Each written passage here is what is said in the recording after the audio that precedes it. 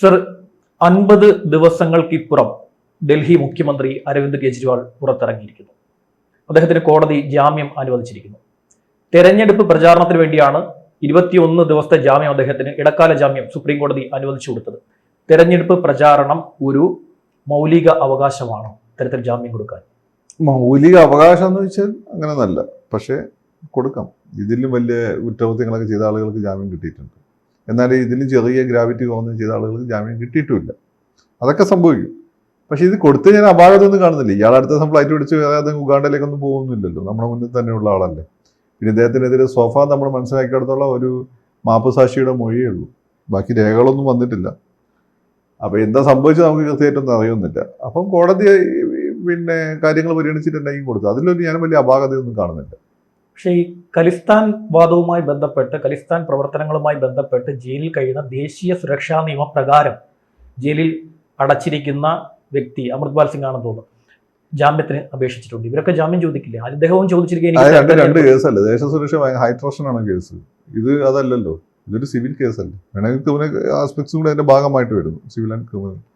പക്ഷേ അഴിമതിയായിട്ട് ബന്ധപ്പെട്ടിട്ട് അല്ല, വേറെ അതിൽ അങ്ങനെ ഒരു വലിയ പ്രശ്നമില്ല. ദേശ സുരക്ഷയായിട്ട് ബന്ധപ്പെട്ട പ്രശ്നമല്ലല്ലോ ഇത്. അങ്ങനെയാണെങ്കിൽ നമ്മുടെ നാട്ടിൽ ഒരു രാഷ്ട്രീയക്കാരൊക്കെ തന്നെ പ്രത്യേക ജയിലുണ്ടാക്കേണ്ടി വരും നമ്മളെ രാഷ്ട്രീയക്കാരിടാൻ വേണ്ടിയിട്ട്. അതത്രേ ഉള്ളൂ. അദ്ദേഹം പുറത്തിറങ്ങി, അദ്ദേഹം ഒരു മുഖ്യമന്ത്രിയാണ്, പുറത്തിറങ്ങി സാക്ഷികളെ സ്വാധീനിച്ചാലോ? അങ്ങനെയാണെങ്കിൽ നമുക്ക് ആർക്കും കൊടുക്കാൻ പറ്റൂ. അങ്ങനെയാണെങ്കിൽ ഒന്ന് സാക്ഷികളെ സ്വാധീനിക്കാൻ ശ്രമിച്ചാൽ അത് തന്നെയല്ലേ ഏറ്റവും വലിയ പ്രശ്നം. ഇങ്ങനെ ഒരു വലയിട്ടാപ്പോൾ നിങ്ങളെപ്പോലെ യൂട്യൂബ് ചാനൽ 2 ക്യാമറ അവിടെ വെച്ചോണ്ട് പിന്നാലെ നടന്നാൽ പോലെ എളുപ്പം സ്വാധീനിക്കുക. ആരൊക്കെയാണ് സാക്ഷികൾ എന്ന് അറിയാൻ പറ്റുമല്ലോ. ഇത്രയും ശക്തമായിട്ടൊരു സെൻട്രൽ ഗവൺമെന്റ് എതിരായിട്ട് നിൽക്കുന്ന ഒരു ഘട്ടത്തിൽ എങ്ങനെ സാക്ഷികളെ സ്വാധീനിച്ചു കഴിഞ്ഞാലും അത് പുറത്താവുകയും അത് ഇയാൾക്ക് തന്നെ എതിരാവുകയും ആവുകയും ചെയ്യും. ഇവർ കൂടുതൽ ഇയാളുടെ വശം സൈഡ് നെഗറ്റീവ് ആവുകയും ചെയ്യും.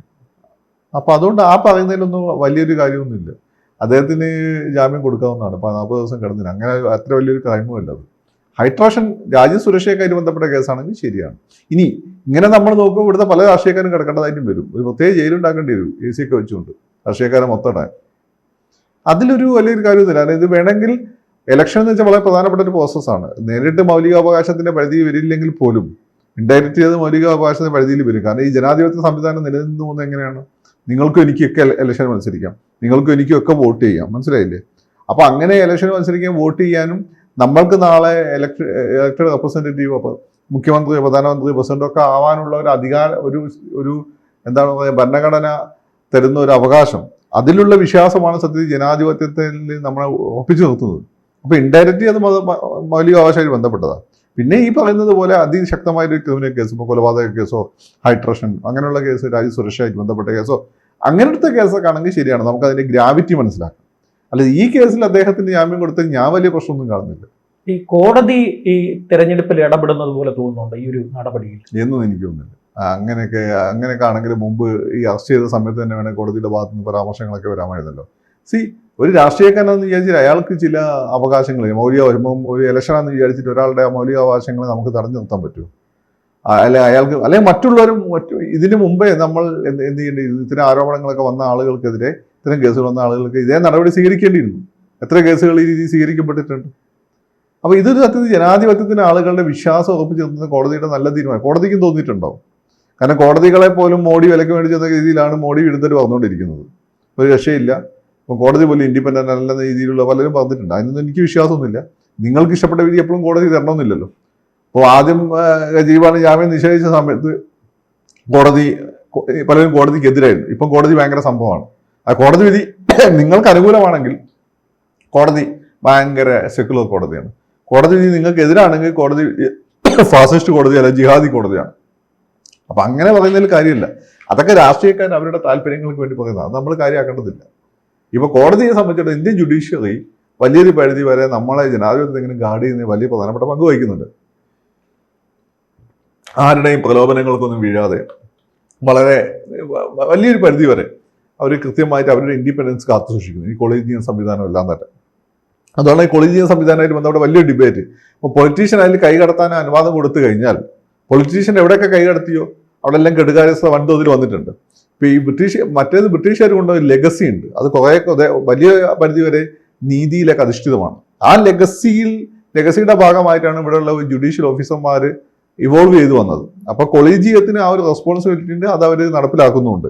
പിന്നെ നിങ്ങൾക്ക് എല്ലായിടത്തും ജനാധിപത്യം വേണോ എന്ന് പറയുമ്പോൾ ഈ ജനാധിപത്യം കൊണ്ട് പല സ്ഥലത്തും പ്രശ്നങ്ങൾ ഉണ്ടായിരിക്കും. ജനാധിപത്യത്തിന്റെ ഭാഗമായി തന്നെയാണ് ഈ കൊള്ളക്കാരും പിന്നെ രാജ്യദ്രോഹികളും വരെ നമ്മുടെ നാട്ടിൽ പുലന്തേവിനെ പോലുള്ള ആളുകൾ MP ആയിട്ടുണ്ട്.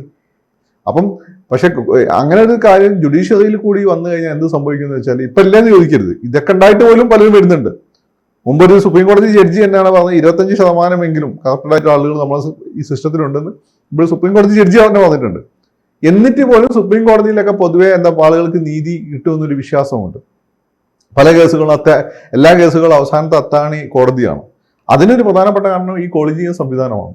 ഈ കൊളീജിയം സംവിധാനത്തിന്റെ ഭാഗമായി നിന്നുകൊണ്ട് എന്താ പറയുക, അരിച്ച് ആ ഒരു സിസ്റ്റവുമായിട്ട് ഏറ്റവും കൂടുതൽ സത്യസന്ധത പുലർത്തുന്ന ആളുകളെ എടുക്കാൻ ഇവർ ശ്രമിക്കുന്നുണ്ട്. അപ്പോൾ കോടതി വളരെ പ്രധാനപ്പെട്ട റോള് നമ്മുടെ ജനാധിപത്യത്തിൽ ആളുകൾക്ക് വിശ്വാസം നിലനിർത്തുന്നതിലുണ്ട്.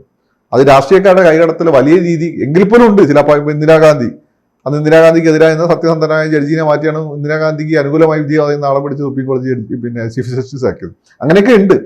അങ്ങനെ അവരുടെ ഭാഗത്തു നിന്നൊക്കെ തെറ്റും വന്നിട്ടുണ്ടാവും. പക്ഷെ എങ്കിൽ പോലും ഇതിനൊക്കെതിരെ ഫൈറ്റ് ചെയ്ത് നിൽക്കുന്ന ഒരു സംവിധാനം, ഈ കാണുന്ന ചെറിയ ചെറിയ പ്രലോഭനങ്ങൾക്കപ്പുറത്താണ് നീതിയും നിയമവും മനുഷ്യനും എന്നുള്ള ഫീലുള്ള കുറേ ആളുകൾ ആ സിസ്റ്റത്തിനുള്ളിലുണ്ട്. അപ്പം അത് അപ്രീഷിയേറ്റ് ചെയ്യേണ്ട ഒരു കാര്യമാണ്. ഇദ്ദേഹത്തിന്റെ ജാമ്യം ഈ ഇന്ത്യ മുന്നണിക്ക് ഗുണം ചെയ്യുമോ? ഇപ്പോൾ ആപ്പിന്, പ്രത്യേകിച്ച് ആപ്പിന് വേരോട്ടമുള്ള സ്ഥലങ്ങളിൽ, പുതിയതായി വേരോട്ടം വന്നുകൊണ്ടിരിക്കുന്ന പല മണ്ഡലങ്ങളിലും തെരഞ്ഞെടുപ്പ് കഴിഞ്ഞു. ഇനി ഇന്ത്യ മുന്നണിക്ക് സ്വാധീനമുള്ള സ്ഥലങ്ങളിൽ ഇന്ത്യ മുന്നണിക്ക് ഇത് ഗുണം ചെയ്യും അദ്ദേഹത്തിന് ജാമ്യം ലഭിക്കുന്നത്. ജീസസ് കുരിശിൽ മരിച്ചുകൊണ്ടാണ് ക്രിസ്ത്യാനിറ്റിക്ക് ഇത്രയും വലിയ ആക്സെപ്റ്റൻസ് കിട്ടിയത്. ജീസസിനെ അവർ ചൂക്കിക്കൊന്നില്ല. അവിടെ ഇഷ്ടംപോലെ ഈ ബൈബിളിന്റെ അതേ സമയം തന്നെ എഴുതപ്പെട്ട റെഡ് സീ സ്കോൾസ് എന്ന് പറഞ്ഞിട്ടുള്ള ഒരു ജൂത സെക്ട്, ഒരു തീവ്രവാദികളായിട്ട് ജൂത സെക്ടിന്റെ ഒരുപാട് റൈറ്റിങ്സ് പുറത്തു വന്നിട്ടുണ്ട്. അവർ ബൈബിളിന് മുമ്പേ എഴുതപ്പെട്ട ജീസസ് ജനിച്ച കാലഘട്ടത്തിൽ. അതിൽ ജീസസിനെ പറ്റി പരാമർശമൊന്നുമില്ല, മനസ്സിലായോ? അപ്പം ഈ റെഡ് സീ സ്കോൾസിൽ ഒരുപാട് മിഷിഹാമാരെ പറ്റി പറയുന്നുണ്ട്. ജൂതന്മാരെ റോമക്കാരുടെ നിന്ന് മോചിപ്പിക്കാൻ വേണ്ടി മിഷിഹ വരും എന്ന് പറയുന്നുണ്ട്. ഒരുപാട് ആളുകൾ വരികയും ചെയ്തിട്ടുണ്ട്. അങ്ങനെ ഒരുപാട് ആളുകൾ വന്ന് ഒരുപാട് ആളുകളെ കൊന്നിട്ടുമുണ്ട്, ഇവർ കൊന്നിട്ടുമുണ്ട്. പക്ഷെ ജീസസിന്റെ കാര്യത്തിൽ എന്താ സംഭവിച്ചത്? ജീസസിന്റെ കാര്യത്തിൽ ജീസസ് ഈ പറയുന്നത് പോലെ ജീസസിനെ ഈ കുരിശിലേറ്റിയതുമായിട്ട് ബന്ധപ്പെട്ട ആ ഒരു പ്രോസസ്സ് ഉണ്ടല്ലോ, അത് വലിയ രീതിയിൽ എലാബറേറ്റ് ചെയ്യപ്പെടുകയും വലിയ രീതിയിൽ കഥകളായിട്ട് സിംഗിൾ പേഴ്സണിലേക്ക് ചുരുങ്ങുകയും ചെയ്തു. മറ്റേ മാസ് മർഡറായിരുന്നു. പിന്നെ ഒരുപാട് ആളുകളെ, ഒരുപാട് ഈ മിഷിഹന്മാരെ കൊല്ലാതെ ഇരുന്നിട്ടുമുണ്ട്, അതിന് രക്ഷപ്പെട്ടു പോവുകയും ചെയ്തിട്ടുണ്ട്. അപ്പം ജീസസ് അന്ന് രക്ഷപ്പെട്ടു പോയിരുന്നെങ്കിൽ എനിക്ക് തോന്നുന്നില്ല ജീസസിനെ പോലെ ഇങ്ങനെ മൂവ്മെന്റ് ഉണ്ടാവും എന്ന് തോന്നുന്നില്ല. ജീസസ് അന്ന് കുരിശിൽ മരിച്ചുകൊണ്ടാണ് ഈ പറയുന്നത് നമ്മുടെ പാവങ്ങളെല്ലാം ജീസസ് ഏറ്റെടുത്ത് കുരിശിൽ മരിച്ചുകൊണ്ടാണ് അദ്ദേഹത്തിന് അങ്ങനെ ഒരു ഒരു ഐക്കോണിക് ആയിട്ടുള്ള ഇമേജ് വരികയും അത് അവസാനം റോമിനെ തന്നെ കീഴടക്കുന്ന അവസ്ഥയിലേക്ക് മാറുകയും ചെയ്തു. അതുപോലെ അരവിന്ദ് കെജ്രിവാൾ ജയിലിൽ കിടക്കുന്നതായിരുന്നു നല്ലത്. ജയിലിൽ കിടക്കുമ്പോൾ രക്തസാക്ഷി പരിവേഷം ഉണ്ടാവും. പുറത്താകുമ്പം മോഡി അത്ര ക്രൂരനൊന്നല്ല. അങ്ങനെ കാണുക മോഡി വിചാരിച്ചാൽ മൂപ്പർ ഇനിയും കിടത്തിക്കൂടായിരുന്നോ എന്നൊക്കെയാണ് ആളുകൾ മോഡിക്ക് ഗുണമാണത്.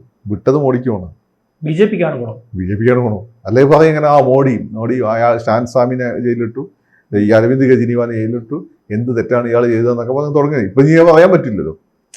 പണ്ട് ഈ ആളുകൾ പറയാം പോലീസ് നായക്ക് കൈക്കൂലി കൊടുത്തെന്ന്. അതുപോലെ എന്തിനും ഏതിനും ഈ കർണാകരനാണ് എല്ലാത്തിനും കാരണം.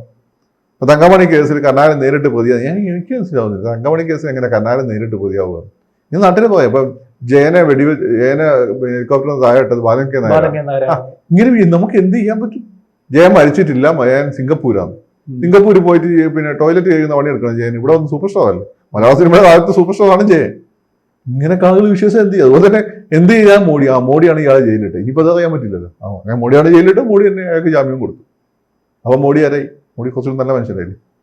പക്ഷെ എല്ലാവരും പറയുന്നത് ഒരു താരപ്രചാരകൻ ഇത് പുറത്തെത്തിയിരിക്കുന്നു, അപ്പൊ ഇത് മുന്നണിക്ക് പുതിയൊരു ഇന്ധനം ലഭിച്ചു എന്ന് എഴുതിയ പത്രങ്ങളുണ്ട്. അല്ല, ഈ ജയിലിൽ ഇടുന്ന വരെ ഇന്ധനം ഉണ്ടായിരുന്നില്ലേ? ഇയാൾ ഇന്ത്യ മുന്നണി ഭാഗമായിരുന്നല്ലേ. മാത്രമല്ല ഇയാൾ ഇന്ത്യ മുന്നണിക്കെതിരെ പിണറായിന്റെയും പിന്നെ തെലുങ്ക് ദേശത്തിന് തെലുങ്ക് ദേശത്തിനല്ല, എന്താണ് കവിതയുടെ അച്ഛനുണ്ടല്ലോ, പിന്നെ ആന്ധ്രാപ്രദേശിലെ മറ്റേ മുഖ്യമന്ത്രി ആയിരുന്നേ. അപ്പൊ അങ്ങനെ എന്താ രാഷ്ട്രസേന, ഭാരതീയ രാഷ്ട്രസേന, അങ്ങനത്തെ അതിന്റെ പേര്. തെലങ്കാന രാഷ്ട്രീയ സമിതി ആയിരുന്നു, പിന്നെ ഭാരതീയ രാഷ്ട്രീയ സമിതി എന്താക്കി മാറ്റി. അപ്പോൾ അവരെല്ലാം കൂടിയിട്ട് വേറൊരു പൂർവ്വമുന്നണി ഉണ്ടാക്കാൻ നോക്കിയതല്ലേ. അതപ്പോൾ എന്തായി? ഇതൊക്കെ വേറെ നിങ്ങൾ പത്രക്കാർ നിങ്ങളിലേക്ക് തലക്കെട്ട് ഉണ്ടാക്കാൻ വേണ്ടി ഉണ്ടാക്കുന്ന ഹൈപ്പല്ലേ. ഇതൊക്കെ പാവപ്പെട്ട ഇതൊക്കെ കണ്ടിട്ട് ഇതൊക്കെ ഫേസ്ബുക്കിലും മറ്റേ ഇൻസ്റ്റയിലും ഷെയർ ചെയ്യുന്ന പാവങ്ങളുടെ ഇടയിൽ നടക്കും, നമ്മളെ ഇടയിൽ നടക്കുകയാണ്. മനസ്സിലായില്ലേ? നന്ദി സർ. കൂടുതൽ വാർത്തകളും വിശേഷങ്ങളും നിങ്ങളിലേക്ക് എത്താൻ ABC മലയാളം സബ്സ്ക്രൈബ് ചെയ്യുക, ബെൽബട്ടനും അമർത്തുക.